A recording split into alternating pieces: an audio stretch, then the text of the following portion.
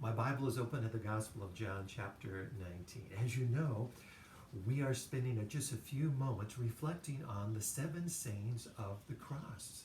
Seven sayings. Some refer to them as the seven words. So on that fateful Friday, 6 hours, during those 6 hours, Jesus on the cross, he uttered seven sayings. So far, we've looked at two of them. Today, we're going to look at the third. The third saying from the cross is only recorded here in the Gospel of John. And I think you're going to understand the reason why. It's recorded in the Gospel of John because it refers to John. This is that tender moment where Jesus is going to look at John boy, the youngest of the disciples, and in essence, behold your mother. So here it is. I want us to let me just read these verses to you. Recorded in the Gospel of John, the third saying from the cross. We pick it up here in verse 25. Now there stood by the cross his mother. And when Jesus saw his mother and the disciple whom he loved, so he's now this is John. He sees the disciple whom he loved standing by. He said to his mother, "Woman, behold your son." And then he said to the disciple, "Behold your mother." And from that hour, that disciple took her to his own home. I love that scene. It's a tender scene. It's a touching scene between a mother and a son, between a son and a mother. Could I remind you here for just a very quick moment that we can't simply find ourselves coming to the cross with just our head and not our heart. We can't find ourselves standing in the shadow of the cross without being moved.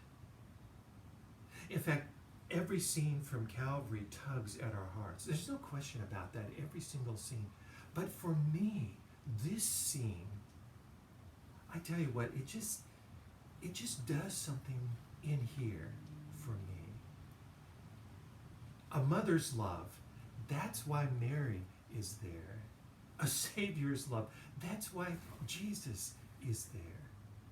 I mean, think about this for a moment. So Mary was there when Jesus came into the world. Mary is there when Jesus dies.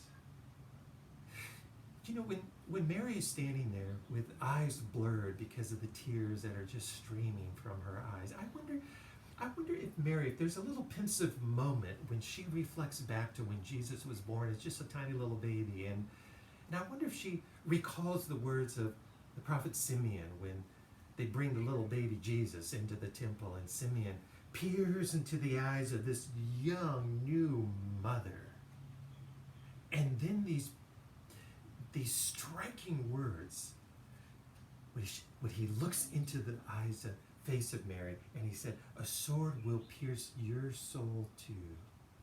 I wonder when, as Mary stands there, looks at her son, she recalls those words. And Mary stood there by the cross. She stands there.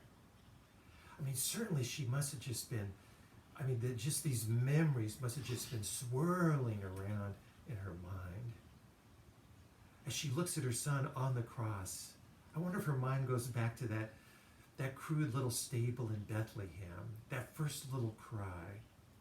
I wonder if she reflected upon when Jesus, as a little baby, would just shiver from the cold, how she would take him and hold him close.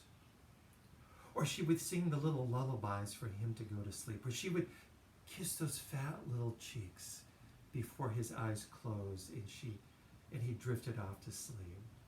And there stood Mary by the cross. Now I wonder, as she is there in a cacophony of sound and noise surrounding the cross, and she sees the cold-hearted men that are gambling for his clothes.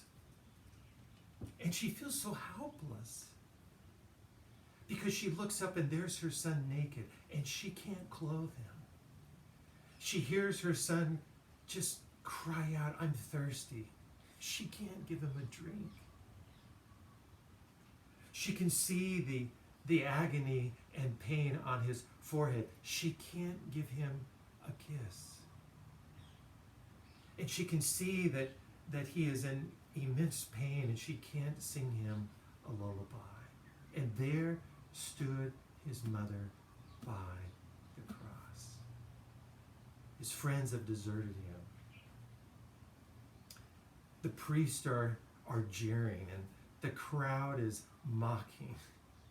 And all of this is just swirling around as she stands there, tears streaming down her eyes. There stood Mary, the mother of Jesus, by the cross. It's a tender scene. It is a tender moment. And there comes this third saying, where in the midst of all that is going on for Jesus on the cross, he looks down and he sees his mother, and his heart just wells up with this gratitude and love. She's his mother. And he turns to John. He says, John, behold your mother. And he says to his mother, Mother, behold your son. Listen, can I share with you, I'm going to just pick up my cell phone here for just a second. I recently went through, again, a reading of the Desire of Ages. And I came across something that I thought, just this one little sentence. And this is a description of the scene. But listen to what is said here in the Desire of Ages. Those who follow Christ will respect and provide for their parents. From the heart that cherishes Jesus' love, father and mother will never fail to receive thoughtful care and tender sympathy. Thoughtful care and tender sympathy. This is what she's saying about us. We who are followers of Christ, we who have experienced this love of Jesus, we too will extend this tender sympathy and care and love for our parents, just as Jesus did from the cross for his mother. There stood Mary by the cross. Woman, behold your son. Listen, I think one of the lessons for us today from this third saying from the cross is just simply this. And again, this is not from the head. This is to the heart. Just as Jesus tenderly cares for his mother from the cross, Jesus cares for you and for me just the same today. A heart that beats with the passion of tender love and care for his mother is just the same for you and for me today.